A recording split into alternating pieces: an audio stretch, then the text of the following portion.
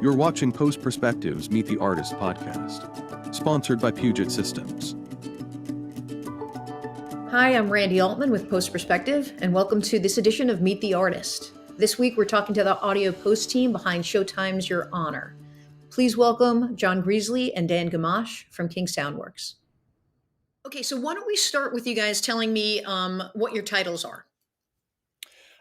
So I'm the dialogue and music re-recording mixer. So my side of the console has all the dialogue tracks, all the ADR, all the loop group, and then all the music. And then Dan.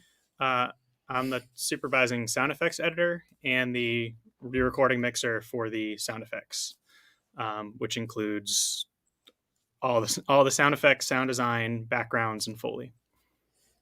Gotcha. Okay. So let's start with the most obvious question, which is you guys were not involved in season 1. You came on for season 2. So Can you talk a little bit about, was it a challenge? Was it actually fun for you? Did the showrunners, did they want to replicate what the soundscape of the first season, or did they say, show us what you could do? I think the fun thing was us being like, okay, let's watch season 1. And really enjoying it and actually genuinely being fans of the show. So that was kind of a good thing, to then be excited about where you could possibly take it. Maybe watch the first season, see some things that you felt like were maybe a missed opportunity, and see like what could you do to kind of heighten and add to the experience. That was definitely my take. And then I don't really feel like they gave us an edict, particularly, when we just did the first spotting session. We suggested some stuff and they were just kind of like, yeah, that sounds interesting. And so we just kind of threw what we had at it. And, you can speak to what we did a little differently. Yeah. We watched the season 1 and felt, like we became fans of the show really quickly and just wanted to do the writing of the show justice. And then, I don't know, just whenever there was an opportunity, we just took a swing, and they've liked a lot of what we've done. So we kind of went for this richness and this fullness and this level of detail. This is to say, we didn't think season 1 sounded bad by any stretch. We just thought that it could maybe be richer and fuller and more detailed. And so that's kind of what we did. And we were met with Joey and Liz, the showrunners, were just kind of like, yeah, great. This sounds great. Like, do more. Mm-hmm. And it's always fun to work on a show that's in such an interesting environment in New Orleans. So when we're outside, there's lots of opportunities to play with different insects and make that sound really rich and full. And then when we're in the French Quarter, lots of people and have it sound busy and full. So really that's just a dream come true. Well, I bet. And season 2 there's a lot of stuff that's the same, but there's also stuff that's different. It's almost like a different show in some respects. Mm-hmm. And like you mentioned being in the French Quarter, and I sort of noticed, and it could be completely imagining it, but sort of the heightened sound, like the footsteps, when Michael's character is walking alone, or you can tell he's freaking out inside, it does seem that there's heightened sounds coming from around him. Mm-hmm. Mm-hmm.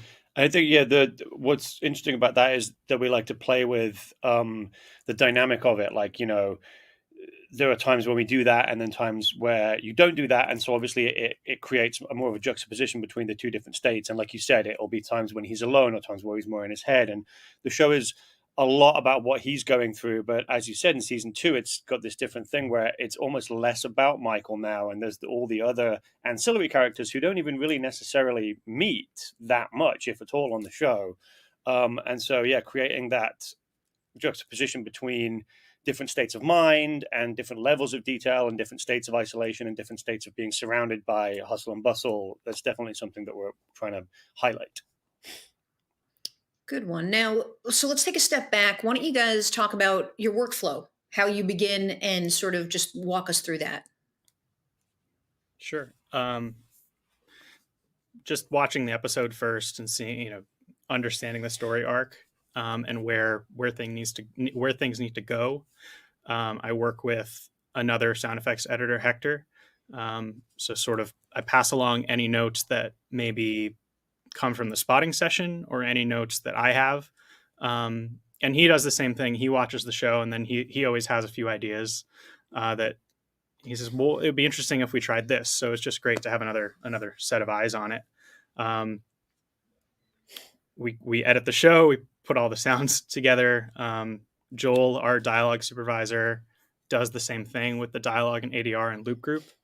Then we put it all together on the stage, and John and I spend a few days mixing it. And apart from the first couple episodes, which I saw ahead of time, I generally don't see it until the mix starts because I'm not actually editing on this show. I do edit on some shows, but just not this one. So yeah, like to the first couple, I went to the spotting session and kind of listened out for what they were going for, and then when it became apparent that we were just kind of going to be given not carte blanche, but basically they just wanted to hear what we would suggest. And it was just like, okay, cool. I'll just sit down in front of the board, take it as it comes, and just kind of like lay things in. And I think it's interesting to have, like, Dan's intensely familiar with the episode and the details of it. And then for me to sit next to him and just take it as it comes, scene by scene. And then we have two slightly different views. Like, I'll react to things in perhaps a slightly different way to the way he is because he's been living with it. And then obviously once we get to the end, we go back through the show again together. And, maybe that wasn't the best idea. Maybe this could be more. Maybe this could be less. Maybe this should be more about this. Yeah. And then just our second pass is kind of where the real finesse comes in. What about working with the production sound mixer? Did you guys have any sort of communication ahead of time? Is there any communication after? Do you know like where the placement of mics are? Any of that kind of thing? Joel, who Dan mentioned, Joel Schrack, he's our dialogue ADR supervisor. He has spoken with him, and it's funny, the guy that does the production sound did another show that we did in the past, and so Joel had already talked to him because they had already worked together, and now I can't remember what show that was. But anyway, so yeah, so they have a rapport. They communicate based on thoughts of how things are going and everything. But I think he's doing a really good job. It's not an enviable position because there is so much location sound, and in a city like New Orleans, that's not a quiet city, and they don't always get the necessarily the right permits for the shooting on the streets, and so there's just a lot of noise. And what I think he's doing a great job at capturing is, even though it's noisy, when you peel the noise back, Joel does some of that, and Skylar, our other dialogue editor, they do some noise reduction in the editorial process, but then they leave some of it in so that I can see, do we need to do more, or is this enough, when it sits in the backgrounds that Dan and Hector have created. And every time you peel all that noise back, the voices sound really good in there. Like, they're very rich, full recordings. A lot of people on the show have really great voices. It's nice to hear people project, which I feel like you don't hear that often these days. There's a lot of that like tough guy low talking going on in TV and films these days. And I feel like on this show, most of the characters really do project their performances. So you're able to get these really great, rich tones out of everybody. And I mean, Bryan Cranston, he's got one of the richest voices on TV. So it's nice to be able to get that fullness out. But again, where appropriate. So there may be times where, if a character's maybe being a little bit downtrodden in the story, maybe I don't add as much low end into the voice. And then if somebody's, really kind of like coming out strong in a particular story point, then I'll boost certain things and just kind of try to shape the tones of people's voices around also what's appropriate for the story too. And the production recordings are really allowing me to be able to do that, as opposed to just be in like triage mode where you're pulling back noise and being like, we just need to be able to understand what people are saying, And the other thing that Absolutely. the production recordist is doing so well is that there are so many scenes in the show without dialogue or with sparse dialogue that he almost becomes a sound effect recordist for us. Right. In recording the props that the actors are interacting with, or their footsteps, or whatever that may be. And that's so useful to help make things feel natural when we're watching it, so that it's not just backgrounds and Foley, but there is production sound there, and it's all usable. And I've totally forgotten the guy's name, so I apologize. You're on a production mixer. You're doing a great job, and I can't remember your name. I will add it to the story, to the Yeah. actual text. You get that. So talking about ADR and Foley, how much is there of that? Well, Foley, it's Yeah. Pop to pop, it's fully filled. for the It is. domestic mix. Yeah. Mhm. Some people, I think of Foley as being only for the M&E, which is a thing that I've heard mixers say before. Like, you don't really need it unless you're trying to help out an ADR line, or maybe not even use it very much until you get to the M&E stage. But I think Dan and myself both feel that Foley can add, again, richness and detail. Like, it doesn't, even if you're playing the production footsteps, maybe you layer them together with the Foley footsteps and get something a little bit more interesting sounding, and all the kind of like hand pats and cloth movements and stuff. You can really accentuate what the actors are doing on screen with every little piece of that. So we don't subscribe to the Foley just for the M&E thing at all. We play it, definitely. And then in terms of ADR,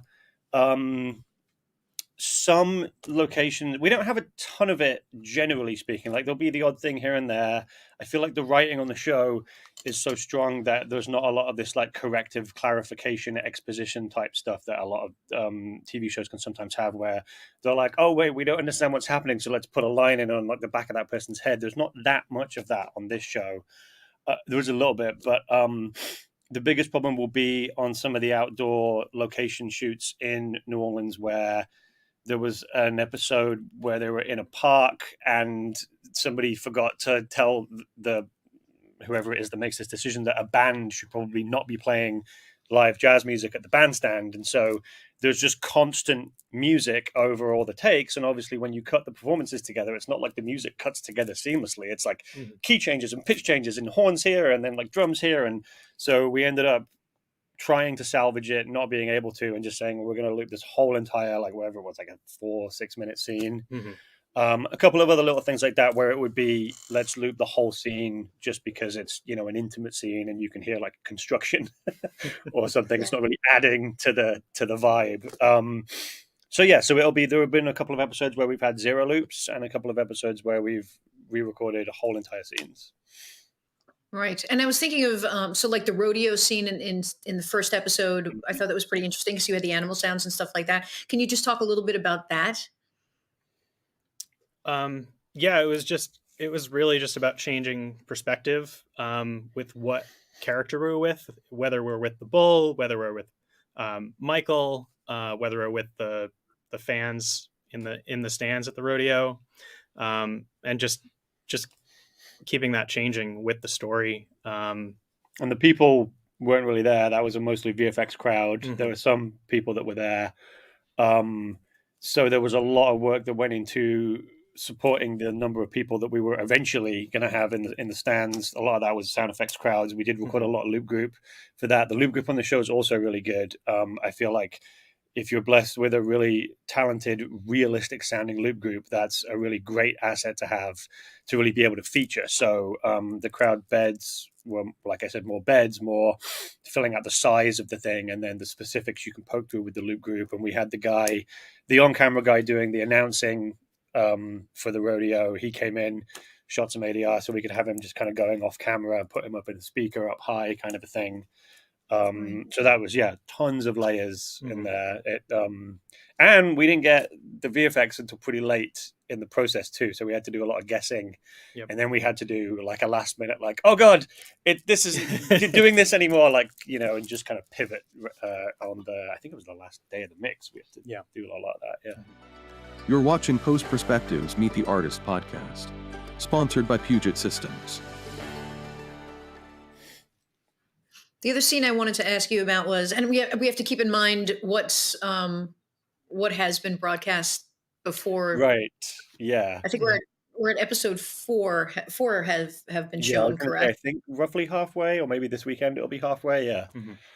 Okay. And so the other scene I was going to ask you about was the party at the Baxter Hotel, because there was a ton of people in there and there was a lot going on, and then things got quiet for that awkward little, hello, Mayor, so can you just walk us through that a little bit?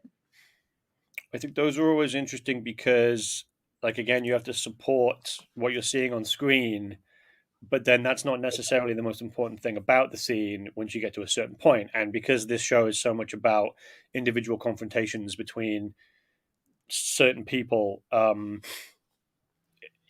it has to be this thing where you start big, you enter the room, you show all these people there's a live band, the music's booming and reverberating around the space, and And then after a couple of minutes, it's really about these two people like having an intense confrontation, and you have to get to a point where you don't notice all of that kind of going away. And to me, that's always the biggest trick is, and you might get a note in the playbacks too that's like, oh, I feel like we need to be bigger at the start of the party. And you're like, okay, well, let me see if we can do that, and then not have it be really obvious when you get to the, the more personal parts of the scene. From my point of view, that's always the trickiest thing with those scenes. Mm-hmm.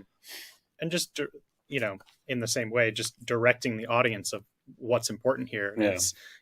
It's the size of the party first, and sort of the grandiose nature of the Baxters, and then it is about the conversations, and it is about Michael discovering the listening device, and just different things like that.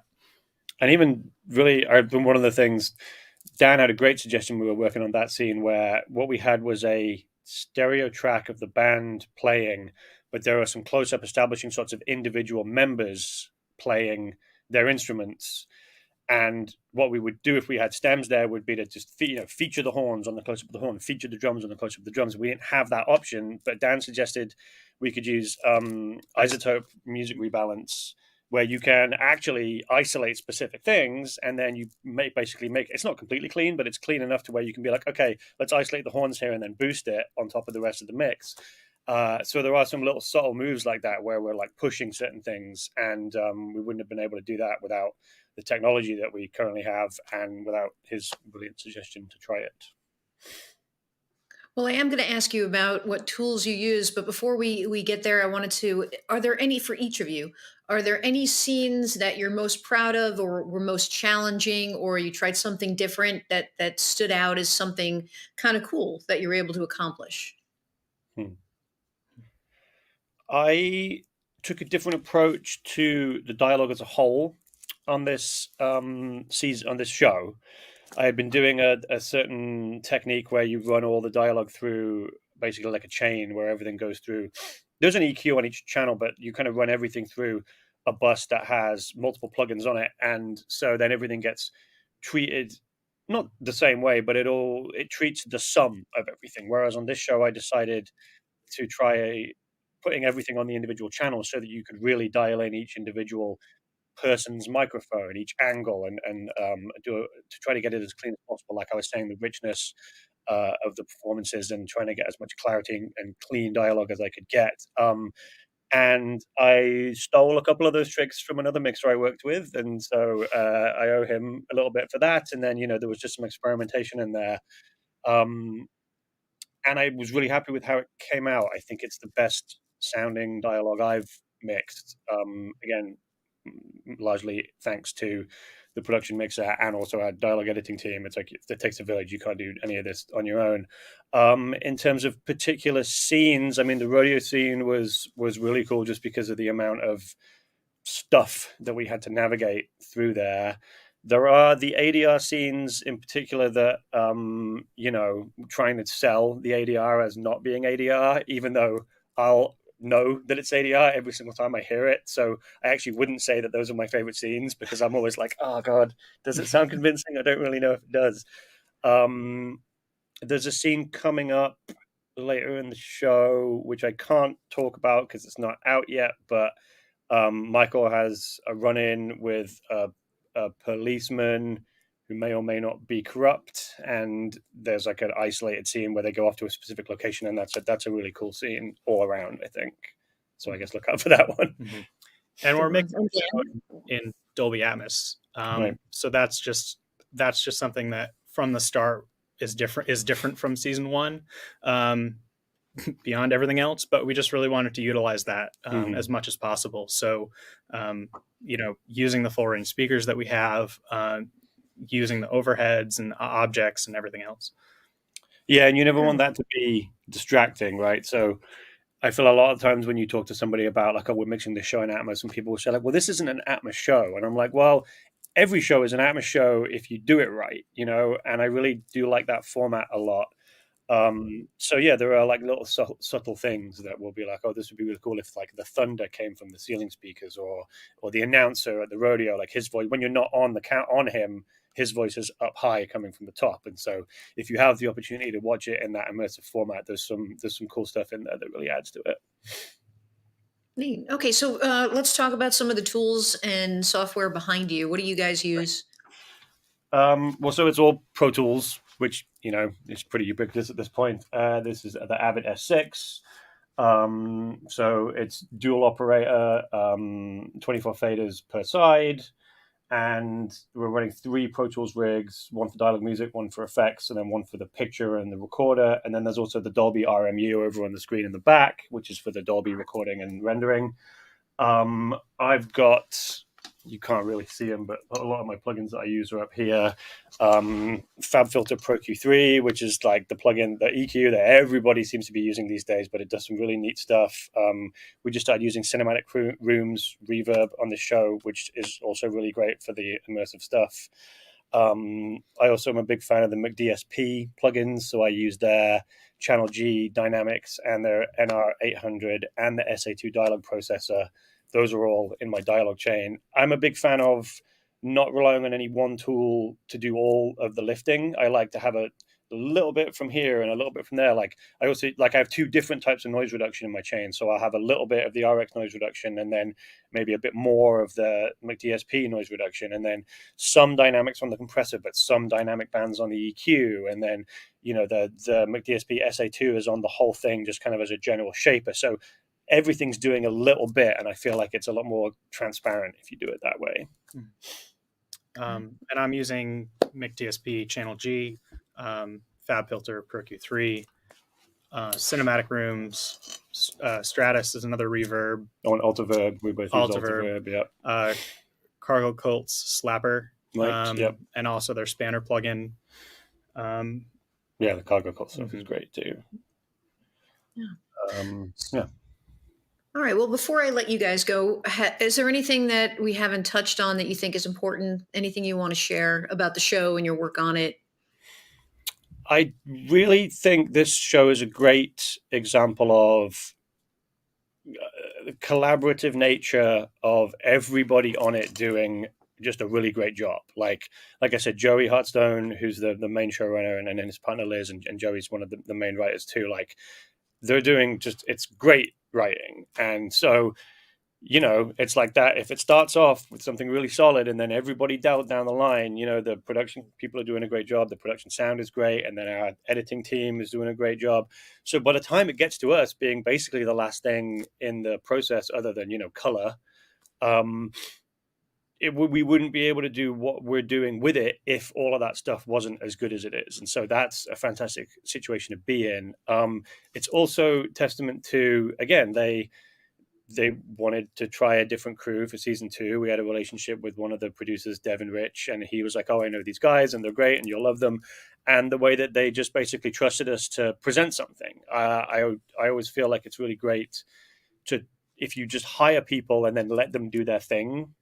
And there are some people out there that micromanage, and for some people that works really, really well. And you wouldn't have some of the great films that are out there without completely insane directors who micromanage. But this isn't one of those shows. And so I think it is more than the sum of its parts because it's where everyone's allowed to just bring their A game. And I think that's great. Jon, Dan, thank you so much for joining us. And well, thank you, Randy, for having us. Yeah, really appreciate it.